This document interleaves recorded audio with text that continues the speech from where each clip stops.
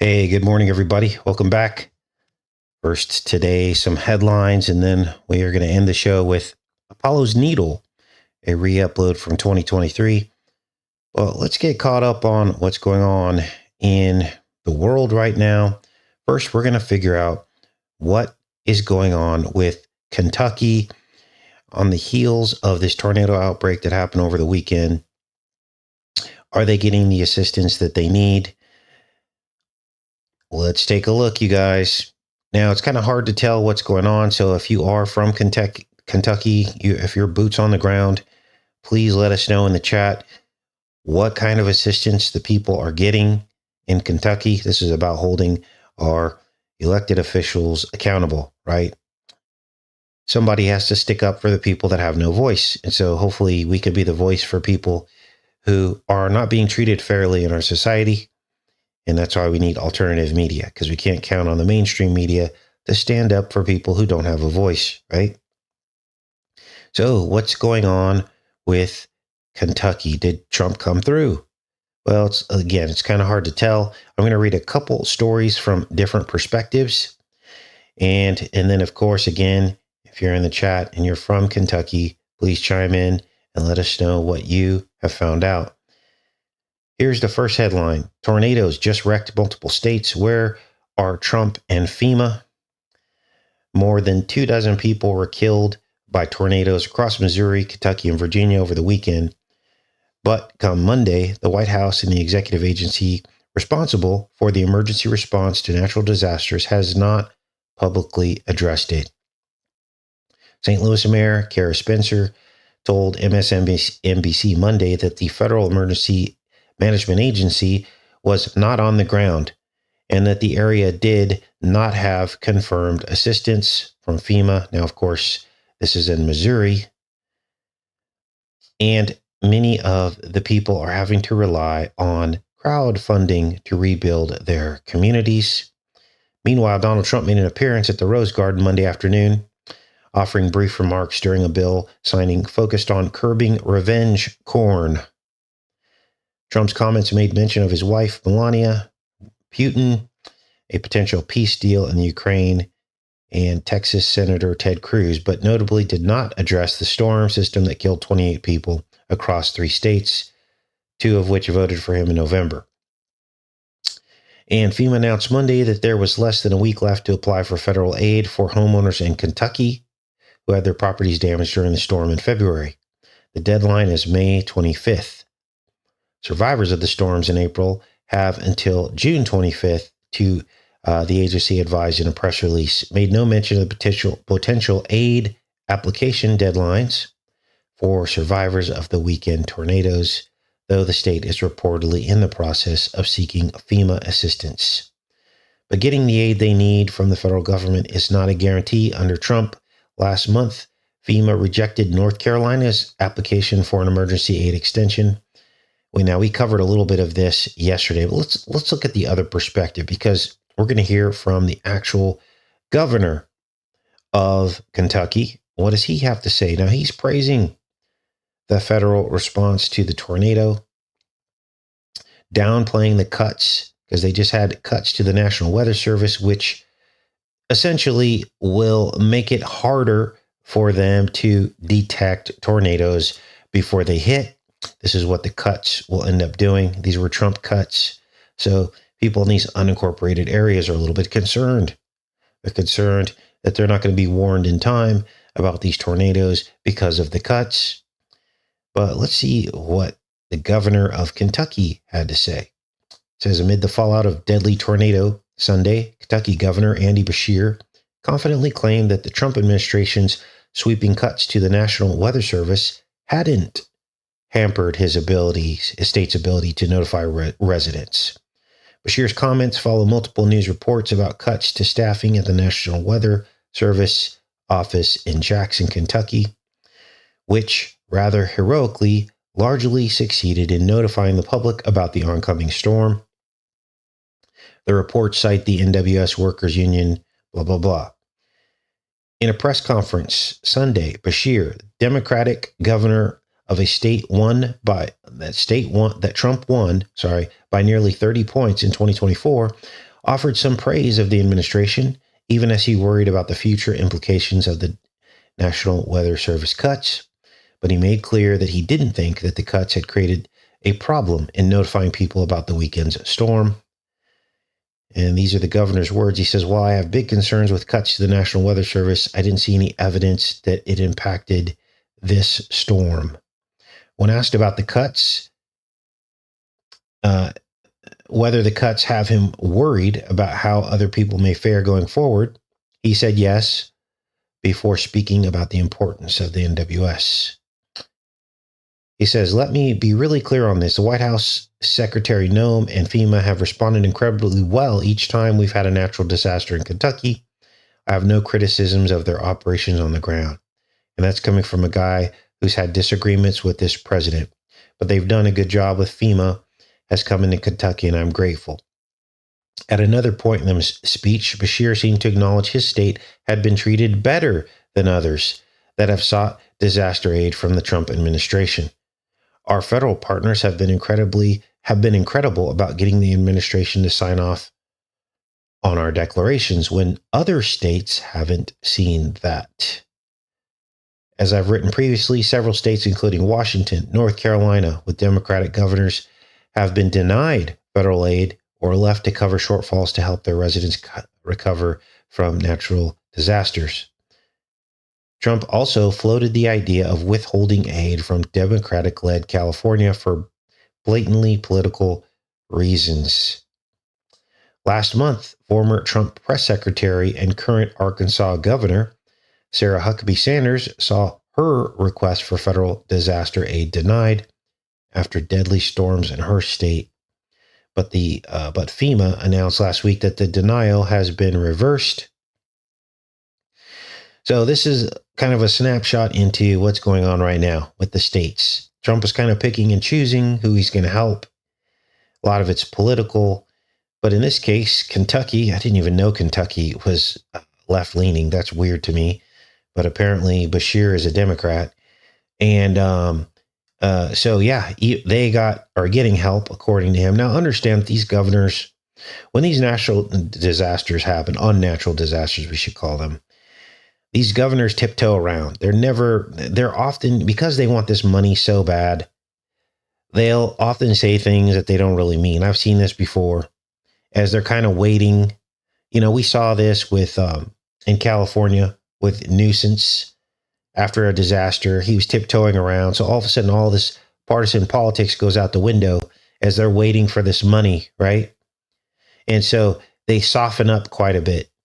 And, you know, we saw Trump and with the fires and everything in California and the way that Newsom was behaving, he wasn't so hardcore as he was waiting for this money. So it's kind of hard to tell what's going on. But are any of you from Kentucky? Are you seeing FEMA out there? Are you getting the money for the assistance you need? I mean, I know we're only into Tuesday from the weekend, but it would be interesting to hear what's really going on. Now, what else is going on? Well, there's some drama. There's trouble in paradise. Now, understand, I believe all this is scripted. Trump is pretending to throw Elon Musk under the bus. Trump has wiped Elon Musk's name from Truth Social. As GOP insiders admit, he's finished, done, and gone. So here's the new drama. They're now trying to say that there's bad blood. You know, this is just like WWE wrestling, right? Pure chaos magic.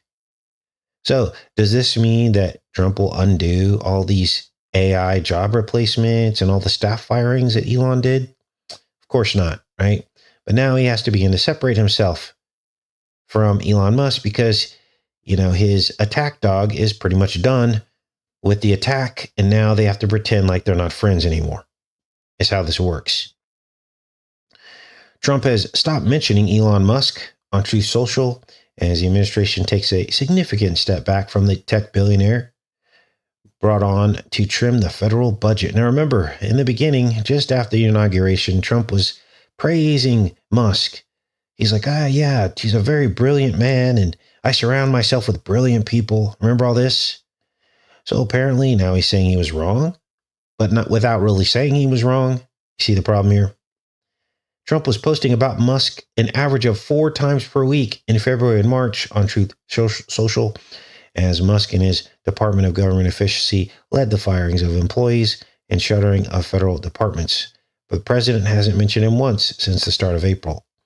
So Trump is distancing himself from Musk because the operation artificial intelligence is already complete. They've already infiltrated the government and inserted artificial intelligence, which will be who we talk to when we need help with our Social Security and all these other things.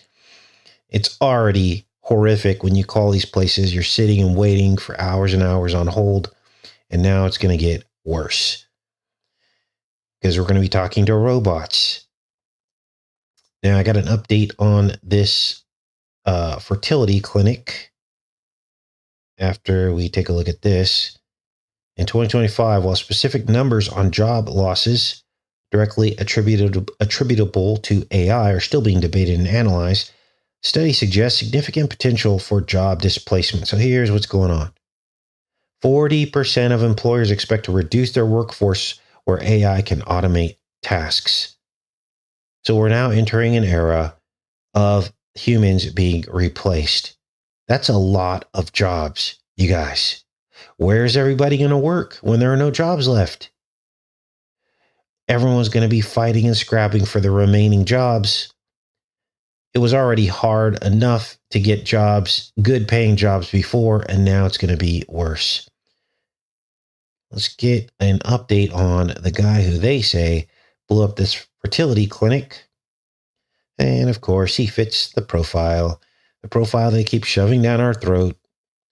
The same pictures. I mean, you could literally take Adam Lanza's face and superimpose it on here with the same weird blue background. It's the same picture over and over and over again. Young or middle-aged white male, ex-military. This guy even came from 29 Palms, which of course is a military base, complete with a manifesto and 3 names, always 3 names, Guy Edward Bartkus, and a manifesto and a testimony also of a separate murder by a second male who they have now arrested, who this guy said killed a woman who begged him to. This story is just weird. I'm just going to read it because it's so confusing. And of course, the guy died in the blast. So they want us to believe. And he tried to film it. Let's take a look here. Man who blew up the Palm Springs fertility clinic, a deadly explosion, left behind chilling writings. Guy Edward Backus, 25, identified by the FBI field office as a suspect 1 day after the May 17th bombings. He left behind chilling writings. Let's see here. They are describing this as an intentional act of violence. Police say the blast originated from a vehicle explosion at 1199 North Canyon, there's your 9/11, which is the address of the American Reproductive Center's facility that performs services including IVF and egg freezing. It says here he left behind writings that supported nihilistic ideations.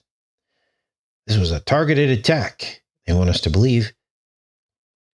And it says here that he expressed a goal of sterilizing this planet of the disease of life.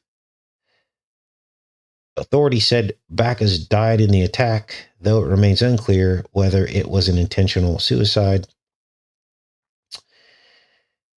The explosion occurred at 11 a.m. And, but they want us to know that, all of the eggs, none of the eggs were damaged. Now, who do you know has the ability to create a bomb that would do this much damage? Give me a break. The guy was only 25 years old. unless he had special, explosives training. I don't know any 25-year-olds who could make a bomb that would blow something like this up to that extent. Let's keep reading here. It says here, wait a minute. Where there was something else in here. They were talking about this guy. Oh, maybe it's in the story. Here it is. Sorry about that. Here's some more information on the guy. Who was Guy Edward Barkis? Let's get down to the meat of this.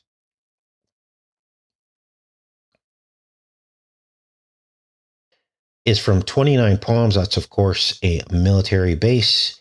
He reportedly left an online manifesto, which he described himself as a pro-mortalist, stating people didn't give consent to exist. Barkis left a 30-minute audio recording explaining his motive for the attack. I figured I would just make a recording explaining why I've decided to bomb an IVF building. Basically, it came down to I'm angry that I exist and that, nobody got my consent to bring me here. And we're going to talk about this whole aspect of this sentiment in a minute here after we read about this guy. He describes himself as anti-life. I'm very against IVF. It's extremely wrong. What I believe is they're creating a profile. Anybody who has anything bad to say about IVF, automatically you get lumped in with this fictional terrorist, right? Oh, if you don't like IVF, you could blow up a building. We need to arrest you. This is what I believe is going on here, because none of this sounds real. Let's keep reading. There are people who are having kids after they've sat there and thought about it. How much more stupid can it get?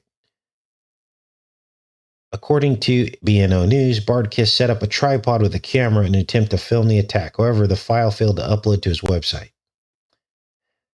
He explained in a frequently asked questions section of his website that his friend Sophie, who had similar views, recently died after convincing her boyfriend to shoot her as she slept. We had agreed that if one of us died, the other would probably soon follow. What a bizarre story they came up with. So like a suicide pact. Barkis' description appeared to match the April 22nd death of 27-year-old Sophie Tenney in Fox Island, Washington. Her boyfriend, 29, Lars Nelson, was arrested and charged with second-degree murder. Tenney was believed to have convinced Nelson to shoot her in the head as she slept. Wow. So there's the update on what's going on with that. Now, I've had some personal experience with young people in their 20s who have the exact same sentiment. They feel like they didn't ask to be born. And I'm curious as to how many of you have heard this sentiment. I'm going to put a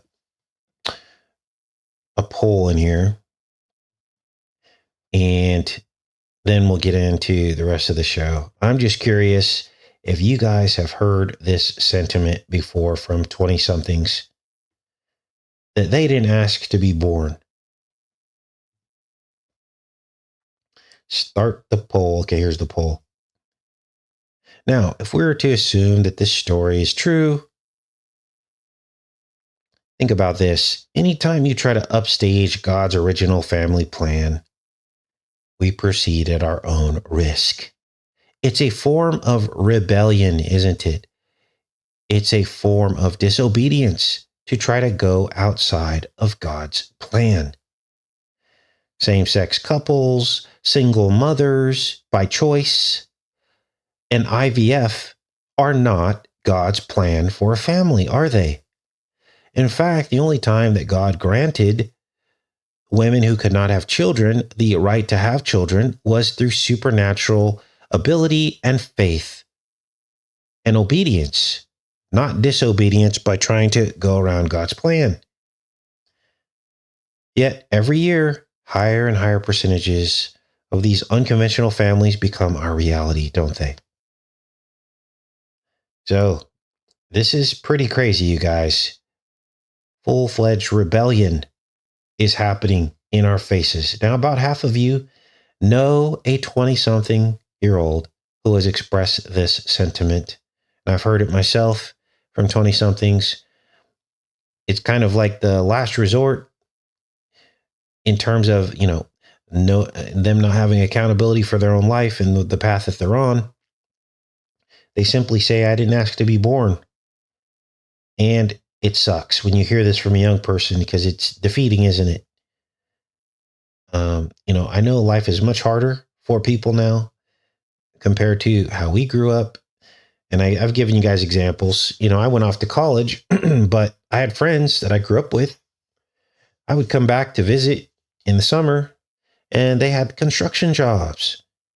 And they made enough money without any education and with very little training to rent a place, to keep their cars up, to pay all their bills. I don't remember them struggling ever. There were always jobs and well-paying jobs.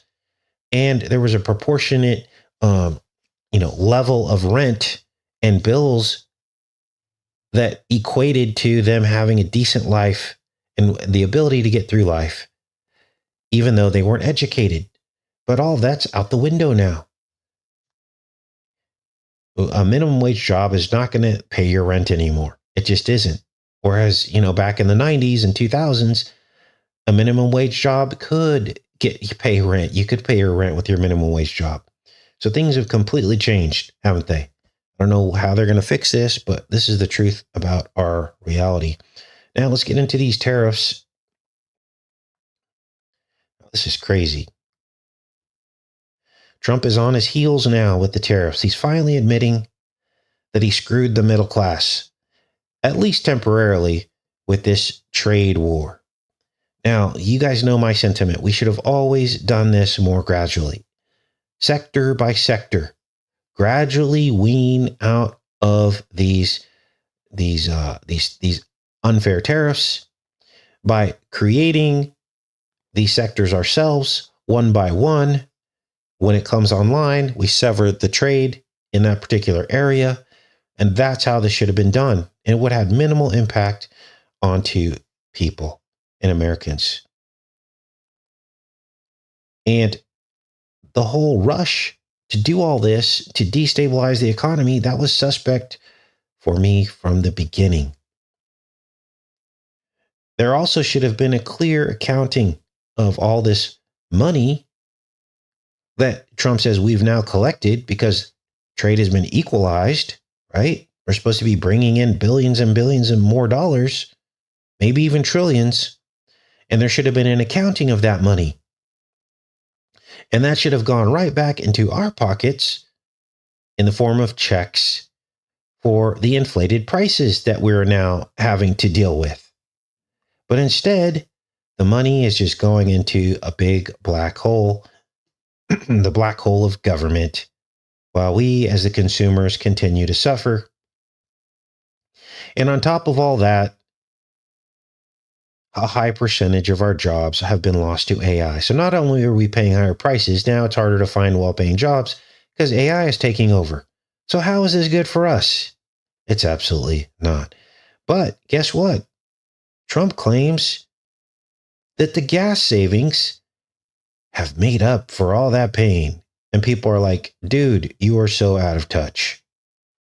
First of all, the two are completely unrelated. It doesn't matter if gas prices are lower, which they actually aren't, but he claims they are. I look at how much I'm paying for gas compared to last year. It's exactly the same. Now we're going into the warmer months when the gas prices are going to go up, aren't they? But, you can't mix the two. The two are supposed to be separate. You can't rob from Peter to pay Paul. Now, some people did an analysis on this and they said, okay, let's take your number of how much you say we've saved on gas, and let's compare that to consumer spending and see what the real savings are. And if it equalizes out, and it actually does not equal out at all. It's about $200 a year in gas savings using Trump's numbers. And but we're paying like $2,300 more per year as a result of the tariffs. So not even close. So we're in the hole about $2,000 for the year with the tariffs. Now, some people argue, hey, Casey, that's a small price to pay. Or, us being able to, equalize the tariffs. This is going to be good for America. Okay. But here's the problem. $2,000 a year might not be a big deal for each individual person. And it is for a lot of people. But think of how much money they're raking in. $2,000 per person is going to our government, and we're not getting that back. Does that sound fair to you? If that sounds fair to you, then I guess we deserve what we're going to get, right? We deserve what we're getting. Some people will die on the hill of defending Trump. And I guess we're going to just get what we deserved. So Walmart, Trump threatened Walmart and said, you better not raise prices. Well, what does he expect him to do? Last I checked, we lived in a free market economy. So if they're getting hit with the tariffs, they're going to raise their prices. There's not a lot Trump can do about that other than threaten them and pull federal funding if there is any that's going to Walmart. But I have a feeling that Walmart and Trump, they all know what's going on. It's all part of the plan. This is why Trump let Walmart stay open during the pandemic and why Walmart scooped up all the business, which made China rich during the pandemic. So I'll put links to all these stories. Let me close out this poll, and then we'll finish up the show today with Apollo's Arrow. Good morning, everybody. So about half of you know a 20-something-year-old who has expressed the same sentiment as that young man. There's something weird that happens spiritually when a child is born in this world and it's not the will of God. You can imagine almost like a wandering soul, a soul that maybe didn't have, permission, maybe. I don't know how this works. But I can imagine that there would be some darkness inside of that soul that was brought into this world not under God's plan. And it's a very, now this is a personal thing. These are just my feelings. I'm not condemning anybody here. I'm just trying to get people to think about things before they do them. If you are a true believer, you need to think about how a child is conceived and brought into the world. My mom struggles with this often. Because, she loved my father. My father was a good person in many ways, but he came from a line of a history of mental illness. And my mom, seeing how my brothers and sisters have struggled with this, has some regrets about having children with the person she chose out of, personal needs and desires without maybe co-signing it with God. I'm just being real and raw here. Okay. Now, I was unaffected by this, but my brothers and sisters struggle with this. My sister passed away last year. My older sister, my brother, and my mom is she's now in her 70s, and she's starting to blame herself for choosing the man she would have children with. And my father has since passed as well. But, there's something to be said for who you decide to have children and for what reasons and how you conceive children, right? And what kind of family plan. Now, of course, God can overcome anything. Even if we conceive children without God's acknowledgement or without God's will in our life, God can still correct that. But it just means that your road is maybe much longer, right? You're on a much longer road to, the sin that we bring into our life through choices that we make is what I'm trying to say. Again, no judgment here. I'm just sharing with you personally some things that I've experienced in my life, and think twice about same-sex, having children when same-sex marriages, IVF, all these things. I mean, we see the problems with IVF. They mix up the eggs. You've got people giving birth to children that are not even their own. And then they find out like 5 years later, after they've already bonded with this child, that it's not really their own, after they do a DNA test.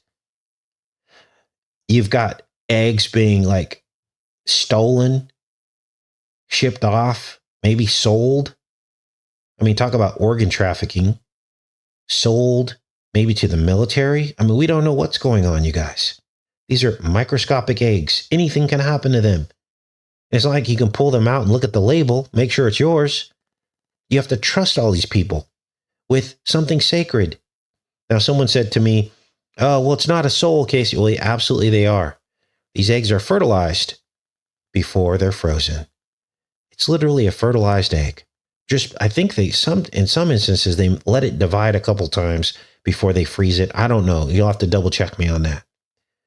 But essentially, when the sperm meets the egg, there is a spark, and that is life.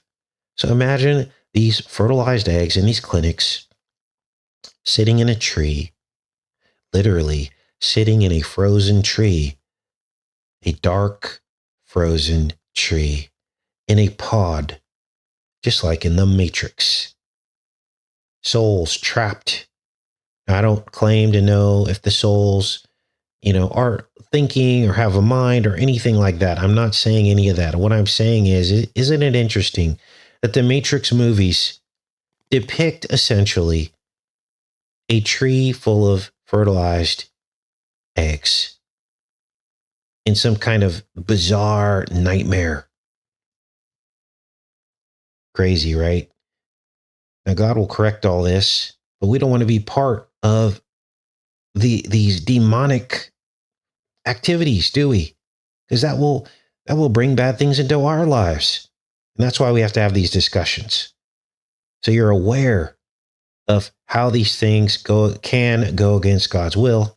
Again, you pray about that. You ask God what his will is. Is this natural? Now, let's get into Paul's needle. And this kind of actually relates to what we're talking about in certain ways. Let's play this here.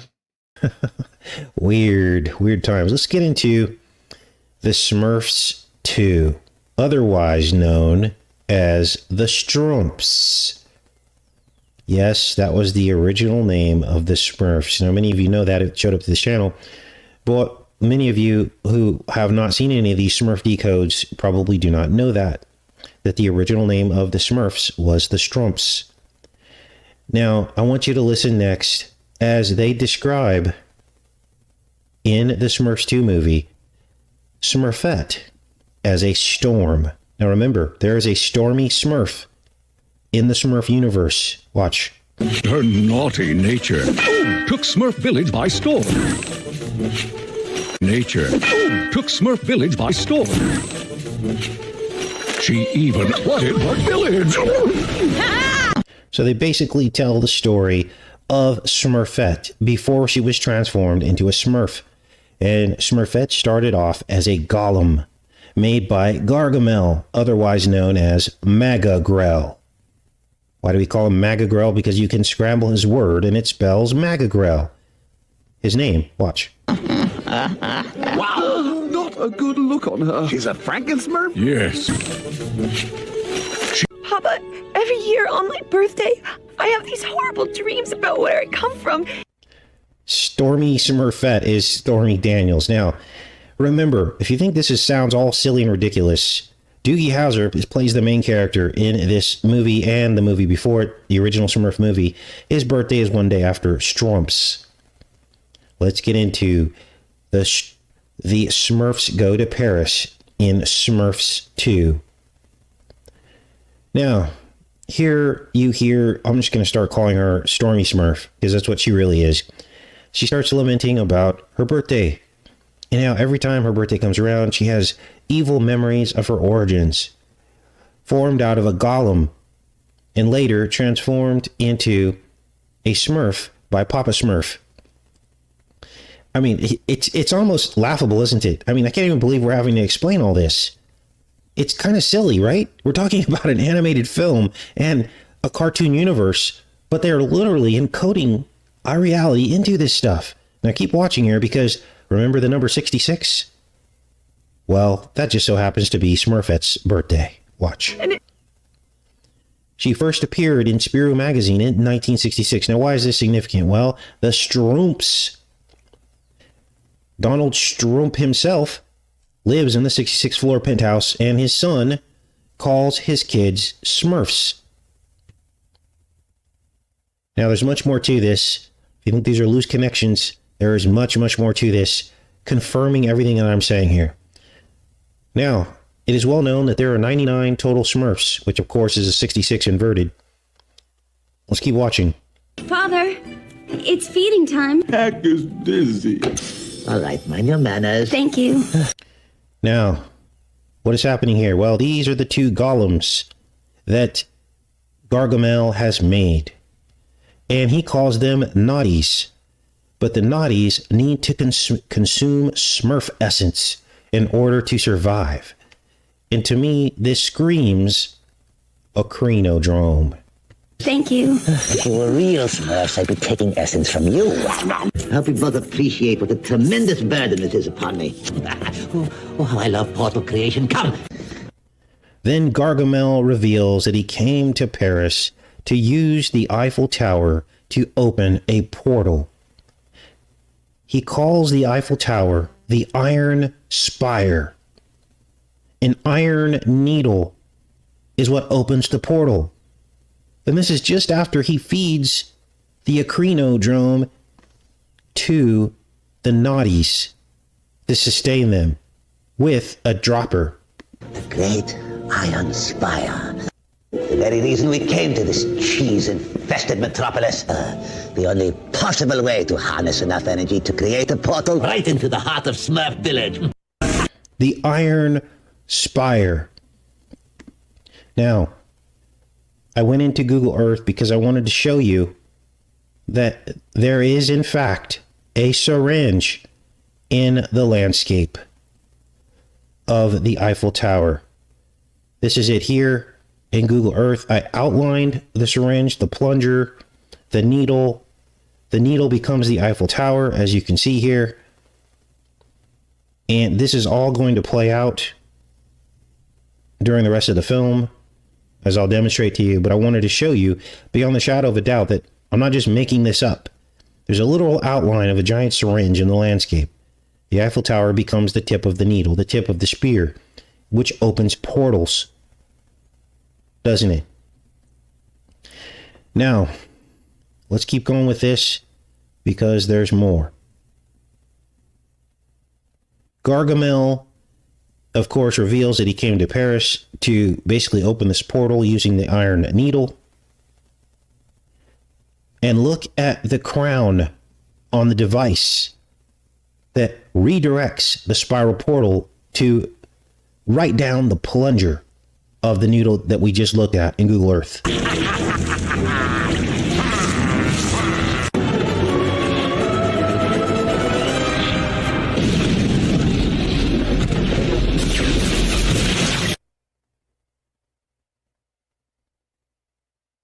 There it is right there. A spike protein. This was in 2013. Watch this.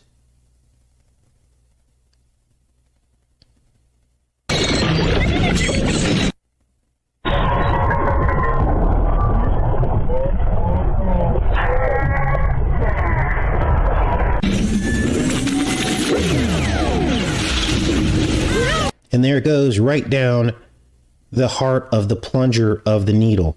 These buildings here in the backdrop are the curved buildings of the actual finger holders of the plunger of the needle behind the fountains here. The fountains become the dark waters that are plunged into the tip of the Eiffel Tower. And this fountain pool is like the bolus. It's the womb waters.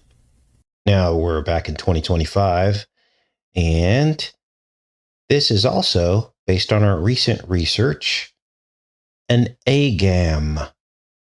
An AGAM. What is an AGAM? It's MAGA backwards, but it's also a small, dark pool. Let's keep watching. This is why I should probably look that up for you guys.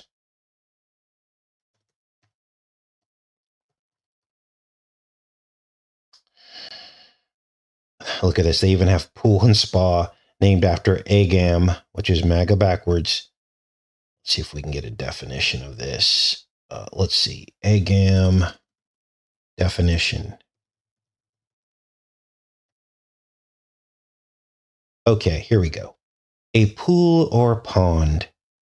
Agam, MAGA backwards. Let's keep watching. Portals are wombs and water. Everything has to go through water in these portals. This is why a child is suspended in the waters of its mother's womb before coming through the spiral birth portal. What do you mean, Casey? Did you know that the musculature of the birth canal is shaped into a spiral? This is why the child twists its head out when it comes out of the womb. The same applies to the umbilical cord. It's actually a twisted spiral. It's a portal. So, one of the golems that Gargamel creates goes by the name Vexy. And Vexy is essentially Smurfette's Gemini counterpart. Vexy is what Smurfette used to be. A dark side girl Smurf. And Gargamel sends Vexy through the portal that he just created with the Eiffel Tower, through the syringe, through the needle, to kidnap Smurfette to find the secret of how to turn golems into blue Smurfs so that he can harvest their essence to use for his magic. And now it's all starting to make sense. The scripture in the Bible about a camel passing through the eye of a needle means that heaven and the portal, the narrow gate, must be like the eye of a needle. And so the enemy has a dark counterpart of that. He also uses needles to send you to hell through the wide gate, which most people go through. Does know the secret formula, so go get Smurfs! Get out here. So Vexy goes through the portal to go to try to convince Smurfette to come back and give Gargamel the actual formula, to give him the prescription of how to turn all of the Smurfs and all of the golems into blue bloods. Now, let's get into some of these casted birthdays of the cast here, because it's very, very important, because we're talking about portals, aren't we? And what is the portal number that we've identified? It's the number 88. It's time and space, isn't it? This is why Marty had to go to 88 miles an hour to get back to the future. Well, trip this. Hi, Daddy. Blue. Yeah, just listen. So that's Blue. This is Brendan Gleeson. Blue is Doogie Howser's son, Neil Patrick Harris's son. Let's look at these people's birthday. Now, we already know that Doogie Howser, Neil Patrick Harris, his birthday is one day after Strump's. Brendan Gleeson and I share a birthday. His birthday is on March 29th, the 88th day of the year, that portal date. And Blue, which was the little boy you just saw there, his birthday is on the eve of the day of the year that has 88 days left in the year. October 4th, 10/4. His birthday falls just after that. So he has 87 days left in the year for his birthday. But they use these one-off days to convey the script. It's sorcery. Now, the man who invented the Smurfs, Peyo, this is him here, was born 88 days after the 88th day of the year, June 25th. So the 88th day is March 29th, and you add 88 more days, it's June 25th. He was born in 1928. There's an 8 and a 2. That's another 88 backwards. This movie is loaded with portal birthdays, all cast in the script. Even Nancy, the newscaster, who's in the film, I don't show clips of her here, But let's look her up real fast. Nancy, the newscaster, plays herself, television interviewer, was born in 66. And it's weird. They don't show her birthday. They just say she's born in 66. So now you're starting to see that the 66 does have significance from the 66 that we talked about earlier in the decode today. Now let's keep going with this. Make sure you guys are with me. Good. We've got a good stream today.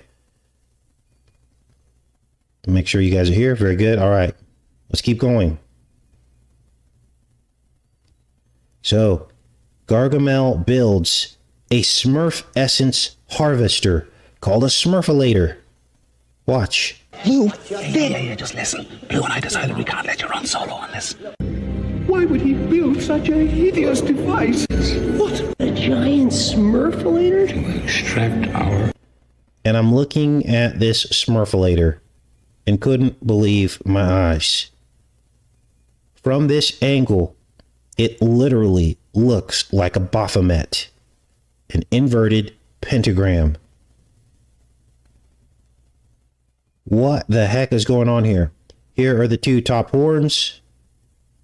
It goes down into a V, and then you have the cross beams, and this is an inverted pentagram. It's a Baphomet Smurfulator. Let's keep watching here. Essence. 99 bottles of Smurf on the wall. So if Smurfette gives... Smurfette, the formula? Blue. Together. And indeed, my dear, as long as it's very, very soon. Then we can all be blue. Together. Heck is blue. So you very quickly realize that the central theme of this movie is about the transformation. It's about the turning of humanity blue. Through the syringe pipe, through the needle. This way, Randy. Through this pipe. Through this pipe. Through this pipe. We have to save her. This could be my mom. As the Smurfs run through this pipe, the iron needle, down Rue Scribe Street in Paris, which is... Quickly, we have to get in. Get in! It's locked. Rue Scribe Street is one of the streets passing through Palais Garnier and Leroux, mentioned in his novel as one of the secret passages the Phantom use. The Phantom is this demonic spirit that they're trying to inject in us, the blue spirit, the Smurf spirit. If this wasn't so, silly, this is just crazy. I can't even believe this. Sometimes I can't even believe the stuff that we find, you guys. Here in the story of Rue Scribe Street, he plunged the plunger of the needle, his useless eyes through the bars. How dark it was in there. He listened, all was silence as they talk about the Phantom running through the iron pipes, the needles.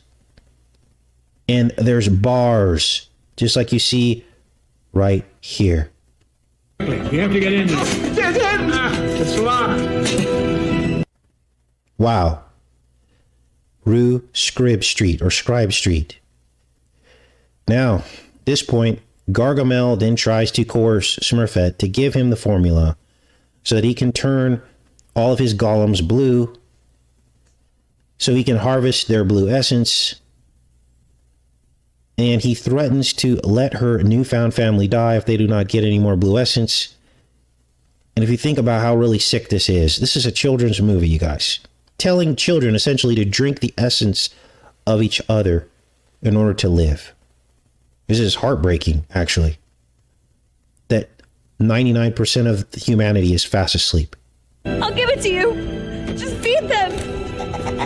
The formula first. Feed them. Feed them.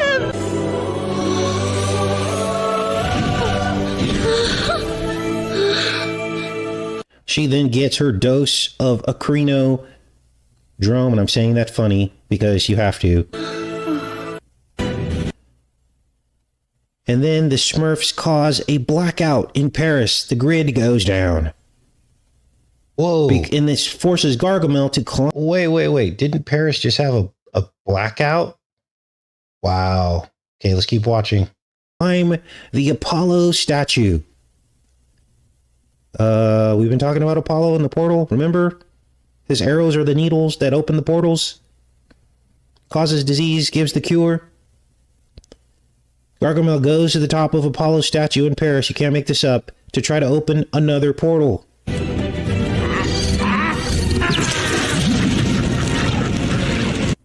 Here's the Apollo statue right here. Apollo statue at the Palais Garnier in Paris. And the final scene. As someone wonderful once told me, it doesn't matter where you came from. What matters is who you choose to be.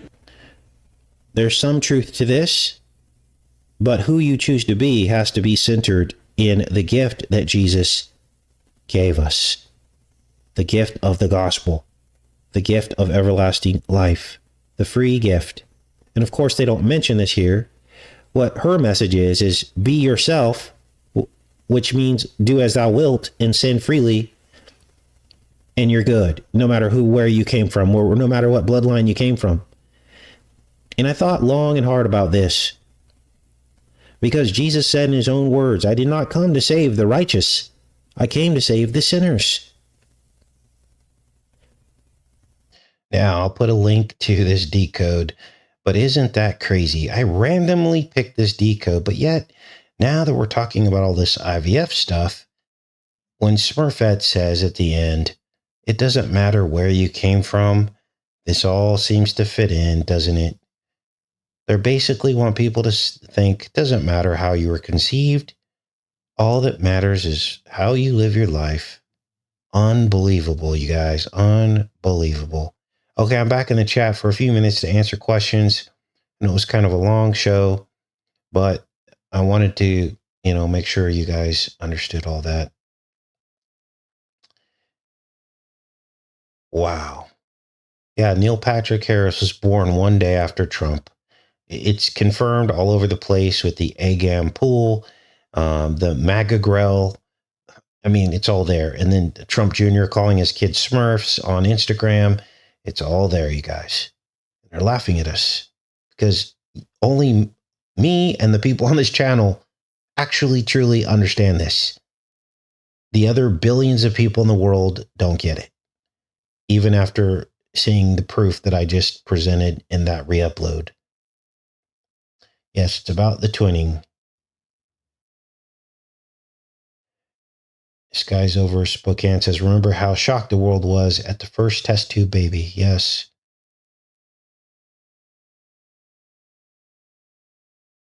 Yes, Bill, we're all sinners.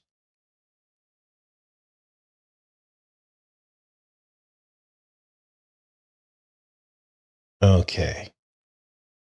All right, you guys. Well, I guess I'm going to pop off here today. Thanks, everybody, for showing up. Please share this video. I love each and every one of you. Please hit the thumbs up. And I will likely see you guys tomorrow. Take care, everybody.